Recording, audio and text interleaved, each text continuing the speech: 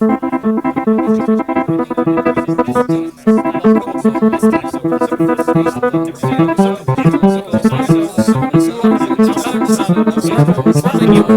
listening to Trysteropod episode 15.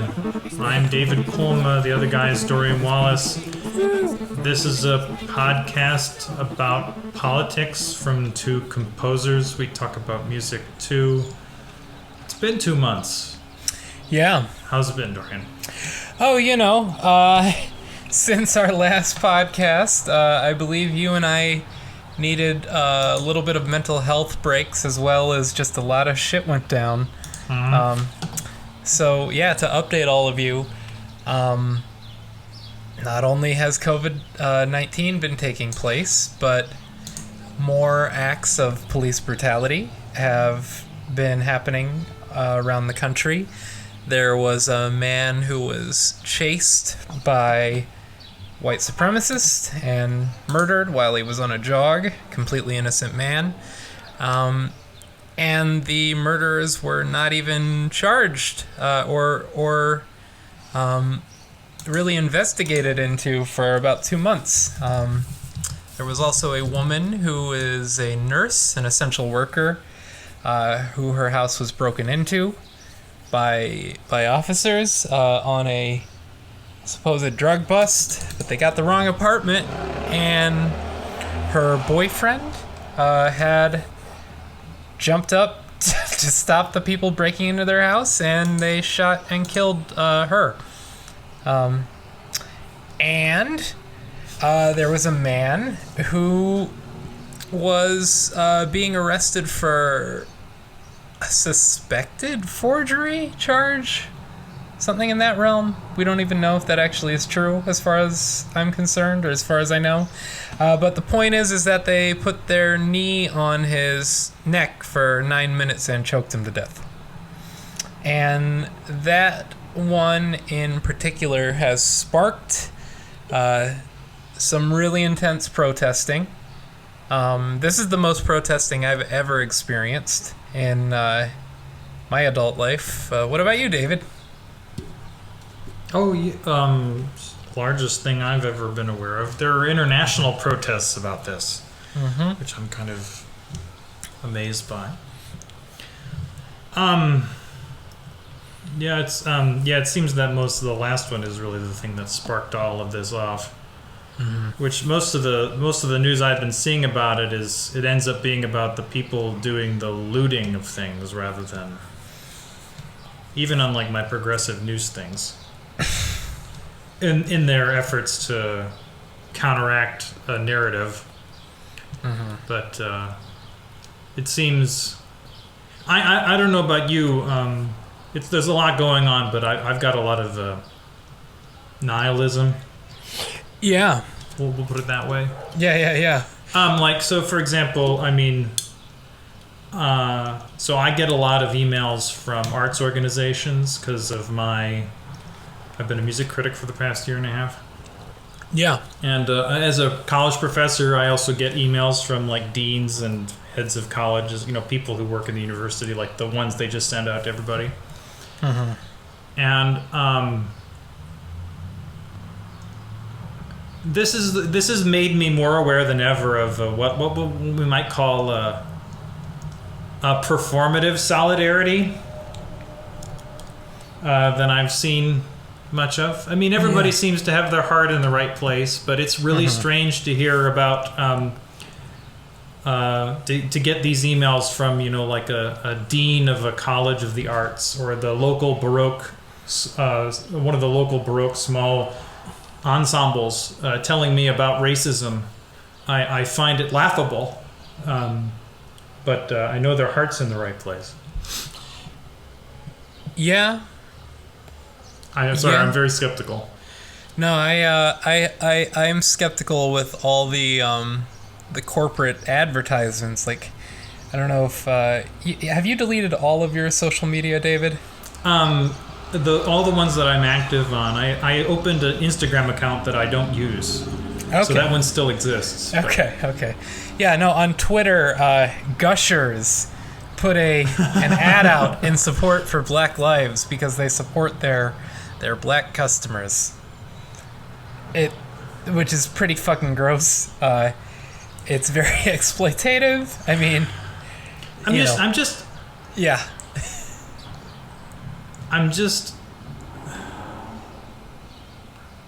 I don't trust any of this. Yeah. The only people I really trust is most of the activists, but not completely. Yeah. Yeah. Because in the end, I just, it's like, who actually wants the systemic change?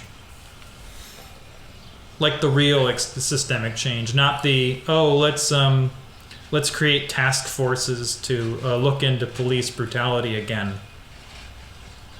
Do you mean like the dismantling of white supremacy and capitalism? Mm-hmm. Yeah. Yeah, those things don't happen. Yeah. Well, I'm like, it just so happens that the society has moved in such a way that capitalist corporations think it's in their best interest to support, the certain kind of liberal view of racism. It just benefits them to sell gushers or whatever it is.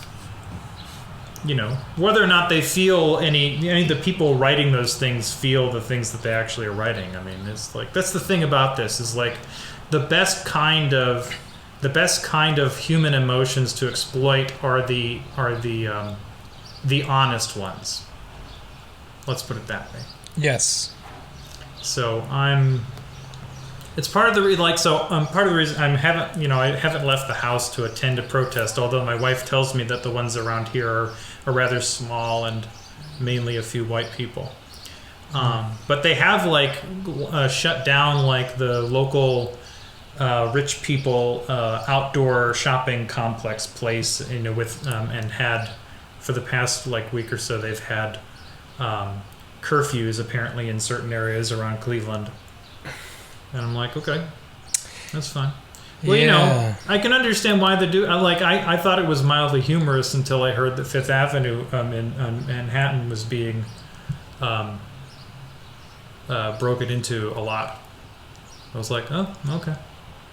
I understand why they're doing this. It's just, in the end, I mean, it's like, what does our society care about more? Property rights or people's lives? And in the end, it's always property rights. Yeah. So I just, I don't get this sort of finally something is happening feeling. Because I got that the last time. What was it, 4 years ago or something? Are you talking 2015 or something? 2014? Michael Brown? Yeah, that stuff. Yeah, that was 2013. Was it that far back? Yeah, Jesus. The only reason I know is because I wrote a piece about it in 2013. Right. Yeah, I remember doing stuff back then. Yeah. And it just sort of it reminds me of what did the Women's March protests birth? They birthed Joe Biden as presidential candidate. Yeah. Right? I mean, because in the end, who were the people who were the main people showing up to be against Trump? They were the people who voted in 2018 to elect in suburbs Democrats instead of Republicans in swing districts. They weren't the people who elected AOC. Right. Who is a waste of time now.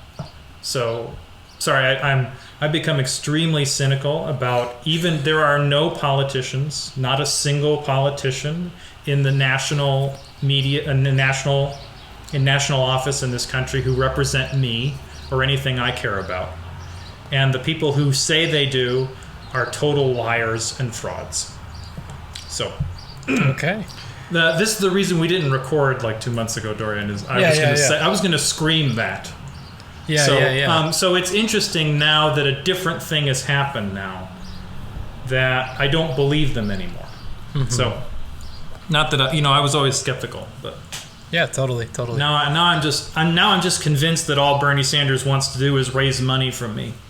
So, even though I still have a sign out in the front yard just because it's kind of funny.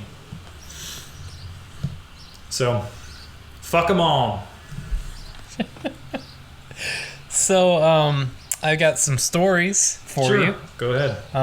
About some things that happened.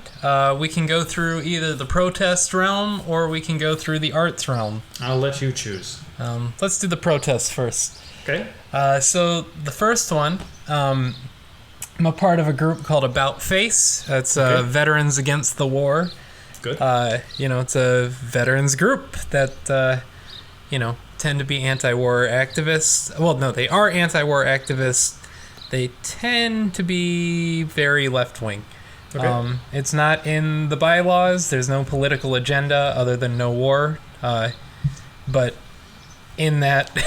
to be fair, no war is a political agenda. Yeah. Right. But I mean, I'm saying there's no other kind of political requirement. Yeah. They'll take a libertarian if they show up, like a Libertarian Party member. Sure, right.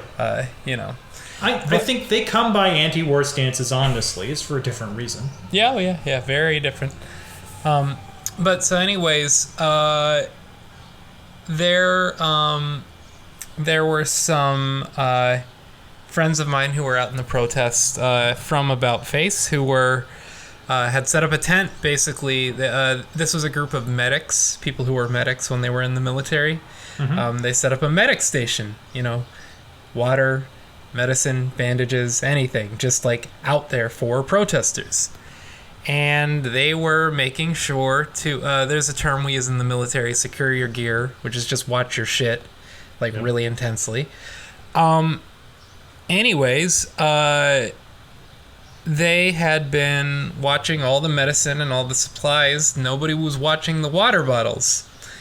And they opened up a case of water, and somebody started to drink it, and it was antifreeze. And so they dumped that out. They opened up a second case, and it was antifreeze. So they had to get rid of all the water supplies. And the suspicions are in two realms. The first one is, literally, they think it was like somebody fucking took the water bottles. So first off, they had to dump all the water bottles out, all of them, because they weren't sure. How many water bottles is this? I mean, it was only. Oh, how many water bottles did they have to dump out? Yeah. About probably 10 cases. 10 cases of water bottles filled with antifreeze? No. They don't know that. But they tried two. Yeah, they tried different places.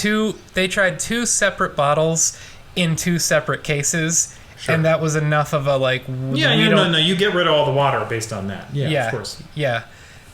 It was we're not going to try the third one and poison somebody, that's dehydrated by giving them antifreeze. Right. We're not going to find out, that 90% of the water was water and one of them had antifreeze, we don't want to find that out. But the suspicion is that it was white nationalist. And the suspicion is that that the idea or the agenda was to make it look like, see, Antifa is trying to poison people. Are you worried about the organization being infiltrated by police? About Face? Yeah. Oh, yeah. Yeah. They would be the people to do something like that. Yeah. Well, whoever it is, that happened. And just so you know that the white nationalists and the police overlap, of course. Oh, yeah. Right. So it's So the thing that makes it a little darker is this happened in New York, but it also happened in Columbus and Denver the same day. Oh, there you go. So there's a coordination. Yeah. Nice. So that's one incident. Well, I guess 3 incidents. Yeah. I had a friend get arrested because she wouldn't go on the sidewalk. Yeah, that'll happen. Because police get very particular about where you're standing in situations like that. Yeah. And they use it as a reason to arrest people. Yeah. So she was arrested twice, actually. Wow. She's been arrested twice this week. That'll do. But New York is a war zone right now. It's really surreal being here.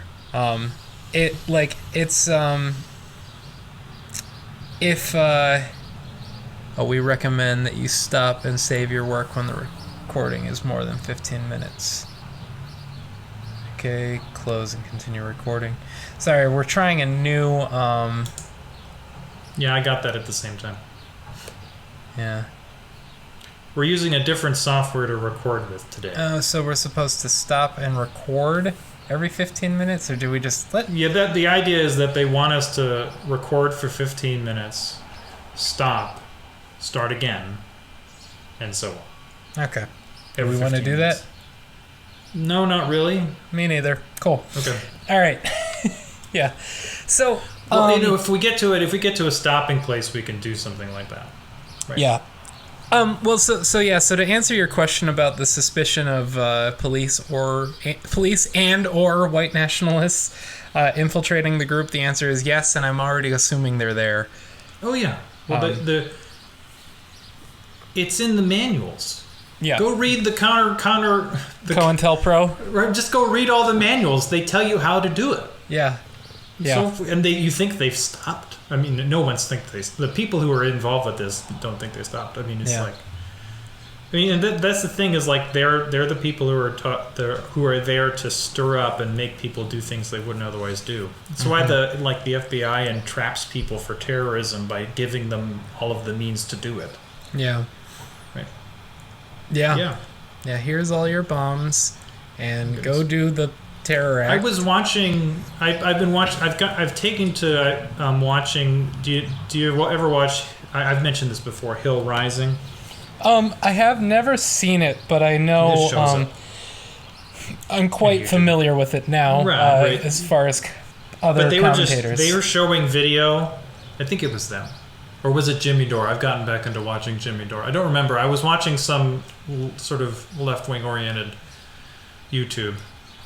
And they showed video of like people in the middle of New York City finding an entire pallet of bricks, and there was no construction nearby. And it's like, who planted bricks in the middle of a street in New York City? Yeah. I mean, it's like, who... Well, Heinel knows. Has it like so? It's like a pallet of bricks. I mean, you would need like one of those two-tongued construction things that I forget what they're called now. Just like I mean, like I've used them before. I just can't remember the name. Yeah. It's like who? What? Heinel got into a debate with somebody on Facebook who knows the answer to who did that. There you go. George Soros.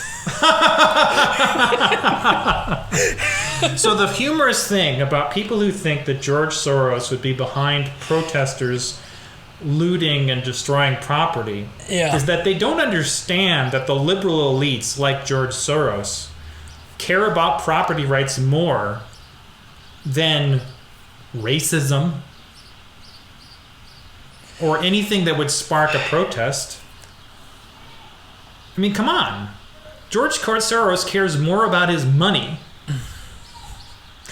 than he does about making the world better.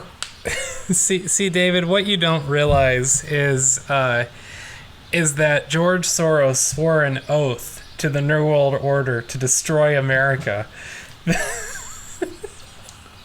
You know, the funny thing about this is that anyone who thinks that America is a thing that's worth protecting in that method, in that way, that would need a new world order to destroy it,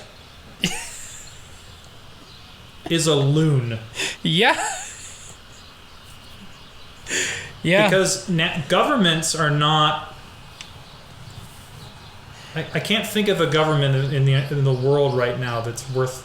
Like, maybe there might be two that are worth protecting. And this is not one of them. What would the two be? I'm just curious. Whatever goes on in a certain regional areas of Spain and that section where the Kurds who run that section of Syria. Oh, Rojava? Yes, and wherever the Mondragon Corporation is. That's the same sections. They're located in the same sections of Spain you were just talking about. Exactly, that's what I mean, right. Right. It's like, what else is worth... what else is worth protecting? Government-wise? Oh, my God. I mean, I'm not for, burning shit down and destroying things and, okay, whatever, You know, it's not like private property is bad, It's just, this is just... It's... David Graeber talks about, in his book, The Debt, the First 5,000 Years, he talks about the history of where we get this law around property from. And he takes it back to, why do we have these weird rules about property and owning stuff and how we have relationships with stuff? Right? We've got all these really elaborate ways of talking about, I own this, you own that, this is a thing. We can carve up land and it's owned by someone, even though that makes no sense if you think about it for 10 minutes. And it's basically because this law was created in ancient Rome in order to describe the relationship between two people. The only reason you come up with these elaborate rules is because you need to have them apply to people. Which means people owning people and people being owned by people. Yeah. So it's all about slavery in a certain sense. Now, of course, it's mended and moved around over the years, but it's interesting to note that strong property rights are something that's always happened in a slave society. But, so, this is why I have a certain skepticism of everything going on. Although it's all worth doing, it's just... It's not going to go far enough in a certain sense. Oh, yeah. Yeah, I agree with that. I mean, I'm so what's going to come out of this? I mean, Trump isn't going to roll over on anything on a national... the Democrats are going to put up some ridiculous bill that Nancy Pelosi will craft so that the middle... the frontline Democrats, as they're calling them now, the shithead Democrats, are... that they can vote for it, which means it will suck. And then the Republicans will vote against it. Mitch McConnell will never bring it up in the Senate. And so it will die. Because even Bernie Sanders, when AOC says at a Bernie Sanders rally that they should get rid of ICE, Immigrations and Customs Enforcement, she gets yelled at for doing that, right? So, security is more important than justice. So, I wish it was different. So, one of my favorite chants that's been taking place out here, there's a lot of new chants that are developing due to this era of protests, but it's actually coming from the... Is it better than the horrible change of the people united will never be defeated to the people united will never be divided? I haven't. Jesus. They were chanting that a few years back. Okay. No, this my favorite one right now is NYPD suck my dick. NYPD suck my dick. It's actually coming. It's the kids, the 18-year-olds, 19-year-olds, have kind of created that, and it's been catching on. And it's they are the people to have some hope in. Yeah. Well, there's also just some beauty about hearing thousands of people scream that. Right. Something along these lines about so this idea that younger people, there are some among them who are willing or who are unwilling to put up with the current society in a way it's helpful.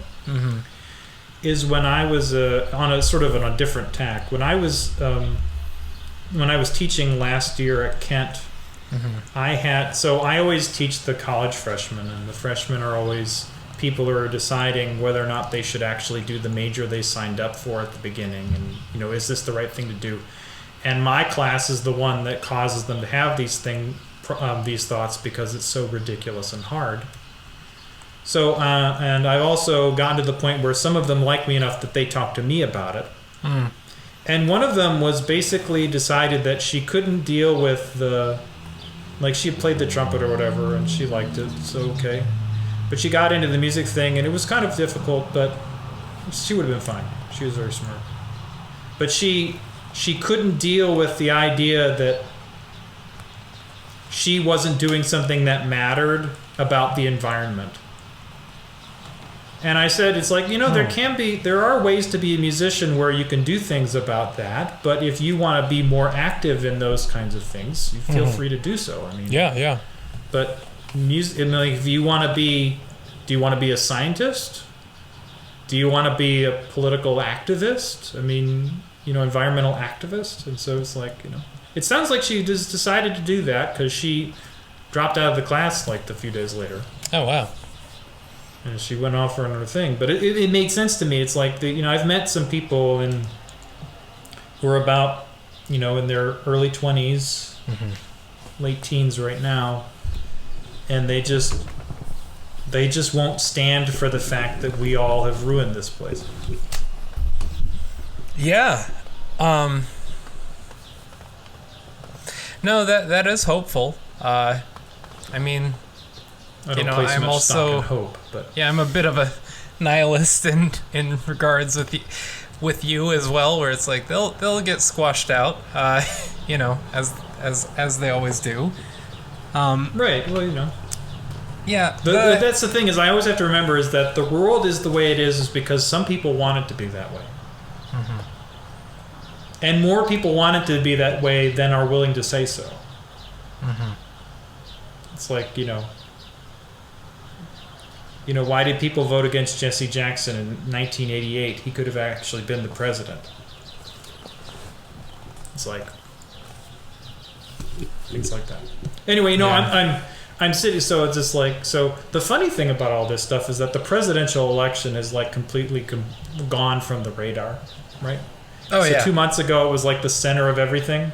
Mm-hmm. And then the COVID-19 happened. And then everything kind of got really strange. And then some of the most hasty and ridiculous centralizations of power things happened that will never be undone. That showed all of the political people I pay attention to be the most feckless humans I can imagine. And because they can't even vote against a thing. At the very least. And then this. Like everybody's at home, nobody has anything to do. All the people who don't like Donald Trump they're not the people working at their jobs. So it means that they have time to go out and do all these protests over something really heinous happening that should have been done about a long, long time ago. Yeah. So it's a perfect storm of like crap, and then you remember that you might have to vote for Joe Biden, and then you just start laughing in the most sad way possible. So, I'm on the Donald Trump emails. I'm nice. on the Mike Pence email list. There you go. Okay. Well, first off, apparently Mike Pence's birthday is coming up. Because, it's like, hey, Dorian, I want you to sign our great vice president's birthday card. It's like, nope, not doing that. Yeah, I mean, you know what? There is a part of me that wants to sign it and be like, "Hey, lover boy." So Dorian, my audio coming from you is starting to get a little messed up. My guess is that's because we've been recording for almost a half an hour. Let's stop it and start again. Yep. Cool. So, lover boy. Yeah. Yeah. Donald Trump. Lover boy, the Democrats are so evil. Well, so the thing about Donald Trump, it's like even he was kind of like shocked with the whole COVID thing. He wasn't quite sure what to do because I stopped getting emails from them for like a month. It was like 30 days of like no real emails from Trump. And then within a month, though, I started getting like a couple a day, and they were just more insane each time. Well, first off, he refers to the Democrats as the radical anti-fascist left, or Antifa left, do nothing Democrats. I love it. It's both anti-fascist. Like the Antifa, we're angry at them for what they do, right? And then the Democrats are do nothing as well. Yes. Nice. It's yeah. Well, all they care about is the destruction of America. Yeah, but the destruction of America is an action you do, right? So you're not do nothing when you want to destroy things, right? You're thinking too hard, David. I know. I know. Yeah, but anyways, as much as I find Donald Trump to be a horrendous, in the words of Cornel West, neo-fascist gangster, as awful and hideous he is, the thing I have to say I do appreciate about him is in his emails he refers to Joe Biden as Sleepy Joe. And it's like, all right, man, like, I despise you at like 99%, but that nickname makes me laugh every time I read it. That's why it's going to work. Yeah. So, it's, the thing I've been contemplating recently is the... Mm-hmm. So I don't necessarily agree with this sort of theory of who to vote for in horrible elections. Like, most people take the lesser evil thing. Yeah. And based on if you have the ideology of somebody who's kind of liberal, clearly Donald Trump is worse because he wants to take away abortion rights. Right? Stuff like that. Yeah. But there are people who argue, there's a smaller cohort among the left of people who argue for you vote against, you have to, you can't vote for the more effective evil. And then they argue that the Democrats are more effective at doing evil things because they would never let the Republicans do it.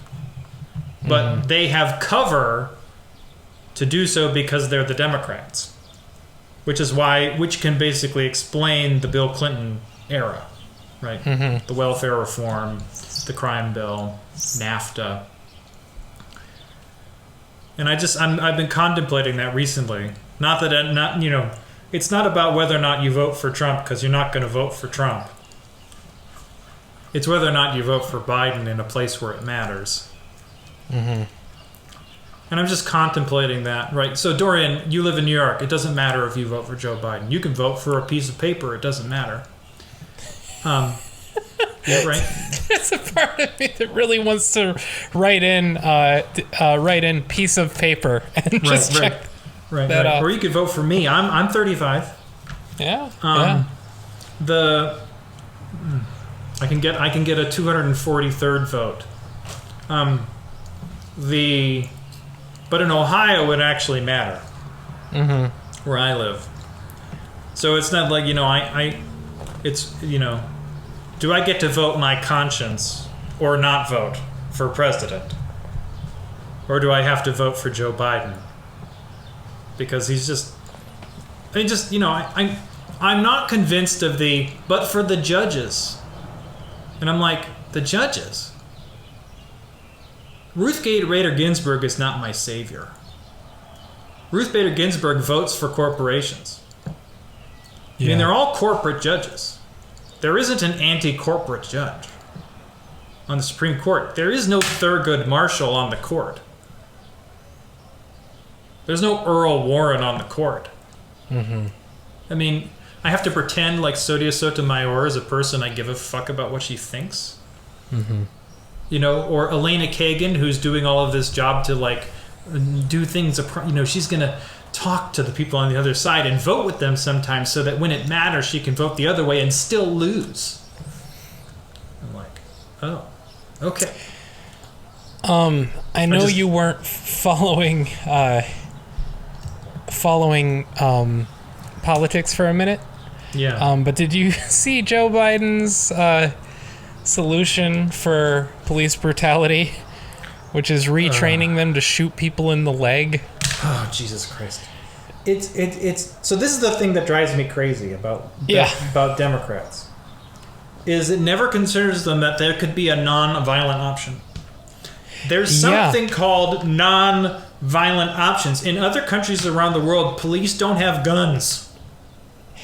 The thing about, like, the two realms that blew my mind about that statement was, the first one is, like, yes, that's definitely the moral decision. You know, just shoot innocent people in the leg. That'll solve the problem. Right, shoot innocent people in the leg, yeah. Right. But then the second thing was, oh my God, dude, you just showed every person who, like, knows how to operate a weapon that you don't know shit about guns. Like, you just showed every single one, because there is no way with a handgun that people, you know, in a stressful situation, people would have the focus to shoot somebody in the leg. Like, I know snipers who couldn't, like, who wouldn't do that. Like, right. Okay, there you go. You know, it's just like, oh my God, dude.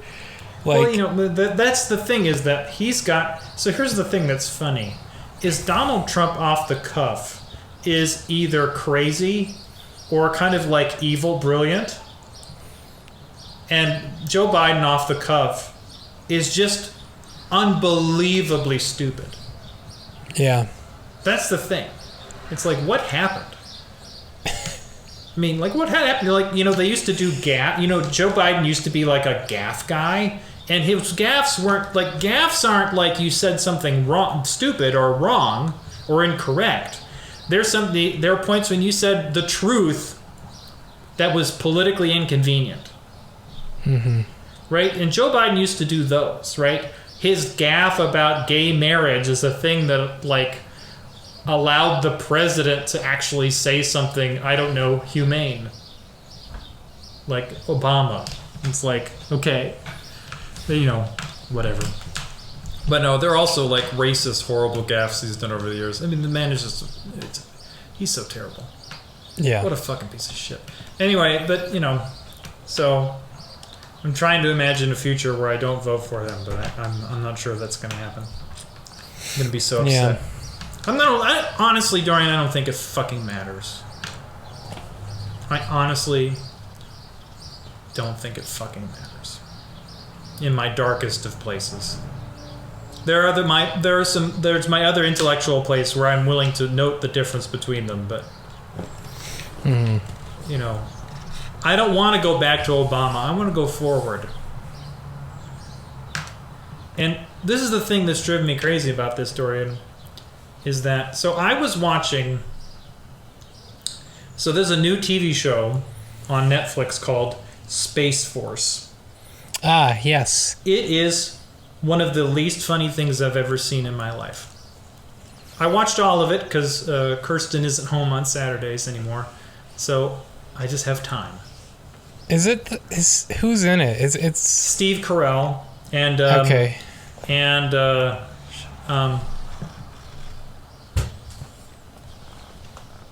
John Malkovich. Okay. There are a lot of famous people in it. I mean, it's like, it should be a lot better, but it's terrible. But the whole idea of the show is that Donald Trump actually creates a separate... It's not Donald Trump. They call him the president, but it's clearly Donald Trump. Based upon the kinds of ridiculous things that they're asked to do. Where they actually create a separate space force that is a new set of military, has its own general in charge on the Joint Chiefs. And he's going to try to get boots on the ground of the Mars in 4 years, right? So, and Steve Carell is the general running this, which is rather strange. But there's an underlying frame that there's this Russian guy on the show. He's actually a pretty minor character, but he's like, because he's a part of the thing they're doing is part of a collaboration with the European Space Agency, which apparently Russia's a member of. Mm-hmm. So there's a Russian representative there, and he's able to he knows things he shouldn't, and when he wants to do something and the general won't let him, the general gets a text from the president of the United States telling him to let that guy do what he wants. So as an undercurrent of the show is that Donald Trump is doing the bidding of the Russians. And it's like the craziest thing of the last 4 years is, so Dorian, when Obama was president, there were all these right-wing conspiracy theories about Obama. Mm-hmm. They were all hinged on this idea that President Obama was the evilest thing possible to happen in the world, and we had to stop him. And they had to stop him from destroying humanity or this country or whatever they cared about. Yeah. And they were all going to be put into FEMA camps or whatever, right? Right. And the thing that I was like, I remember just like at the time thinking, this is so crazy. And the thing that I've just realized, I've been thinking about recently is that, holy shit, for 4 years we've been living the exact flip. I mean, yeah. There are reasons for Donald Trump to be a little bit more scary, but there are other ways in which it's like, but he's just a TV buffoon. Right? I mean, he's no more dangerous than Ronald Reagan was, and Ronald Reagan was obviously dangerous, and any president is. But I mean, if you're going to have a president of the United States, they're a war criminal by default. So yeah, the bar is pretty low. So it's just like, but we've literally been living in this world in which, in a television comedy that's supposed to be heartwarming and not really at all, and it's nothing like Veep, so it's not at all politically satire, really. There's nothing barbic about it at all. It's very nice. There's this whole thing about Trump being some Russian agent, and it's just like, holy crap! Yeah, we've been living in a conspiracy fantasy world for 4 years, and I'm just shocked that it's just. I mean, that's literally what's happened. Is the liberal class of the United States has gone crazy for 4 years. Yeah. And so we have to act like Donald Trump is like some... I mean, does he have fascist tendencies? Sure. So does everybody else. Yeah. I mean, I know that I was upset when he became president and all these things.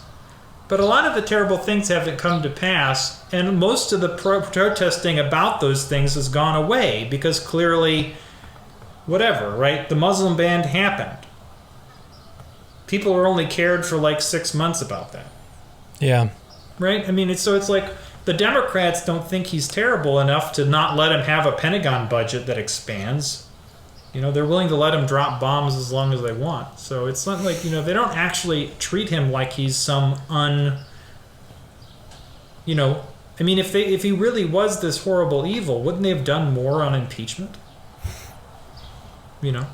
So they're all playing in their little club games, and we have to pretend like this particular president is more terrible than whomever, right? To the point that people think that George W. Bush is okay. Oh God, right?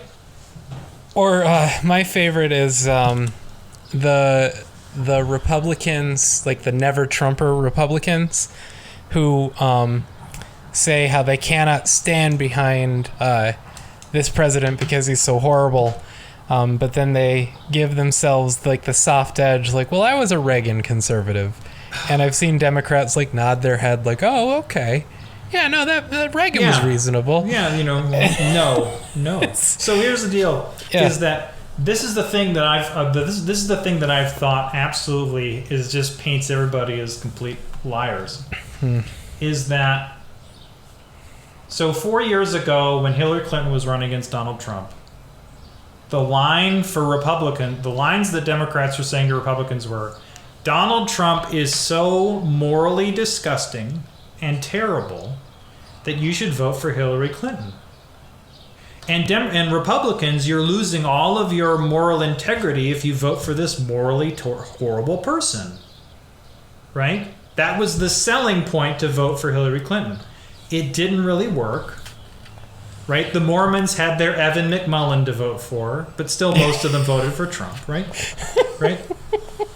And now we're sitting here going, and so the implication was that the Democrats would come up with a more morally upstanding person. And now we have Joe Biden, which is racist, revanchist crap. He's got his hands in every terrible thing a Democrat has done for 25 years. Yeah. He's a plagiarist multiple times over. He can't think much anymore. He can't make a video. I watched an ad recently where he said 4 times in the first 7 seconds. It was an ad. He can't not say for a script. I'm just like I'm anyway. But he and then the Tara Reid allegations. And there are people all over the place going, this is more credible than anything Christine Blasey Ford said about Brett Kavanaugh. And here we are. Brett Kavanaugh can't be on the Supreme Court because he did something in a college party, which is recognizably terrible, and I think he shouldn't be on the Supreme Court. They can pick some other right-wing piece of shit to be on the court. But we're sitting in this, and we're having to act like Joe Biden that there is some moral upstandingness about Joe Biden that doesn't exist because Donald Trump is so morally disgusting. Right. But it's not true. Which rapist do you choose? Which sexual assaulter do you choose? Which racist do you choose? I've literally seen liberal women say, I'm a rape victim and I would still vote for Joe Biden. Right. So it means the whole thing that people said 4 years ago about Donald Trump was just a hypocritical piece of horse shit. Yeah. About self-serving political power.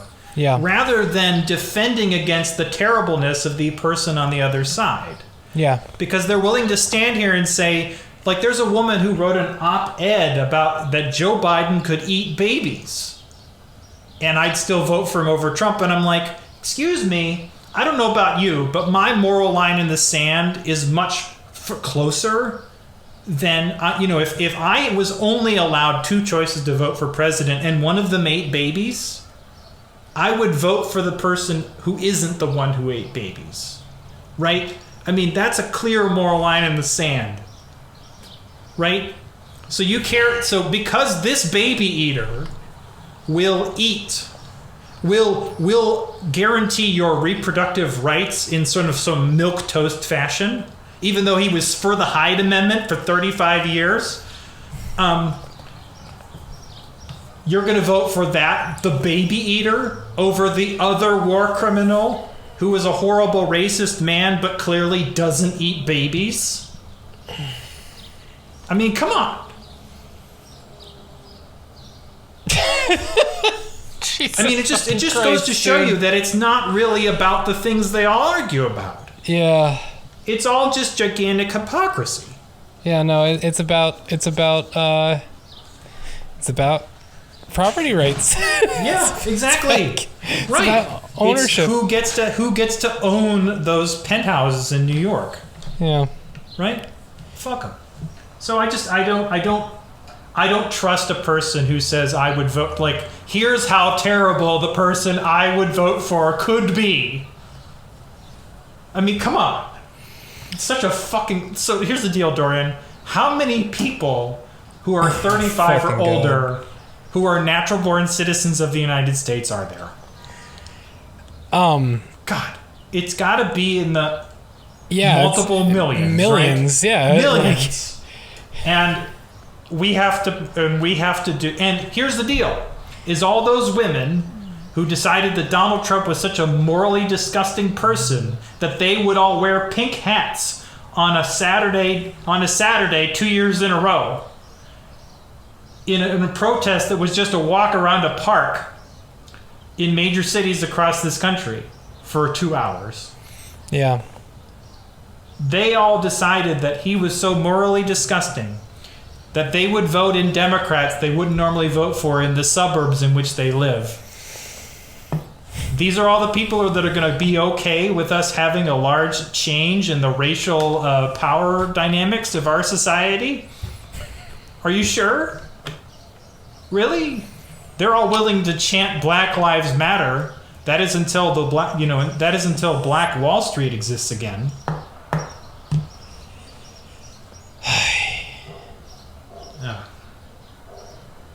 I get it. The thing I have to remember, the thing I remember all the time is that most people in this society are authoritarian.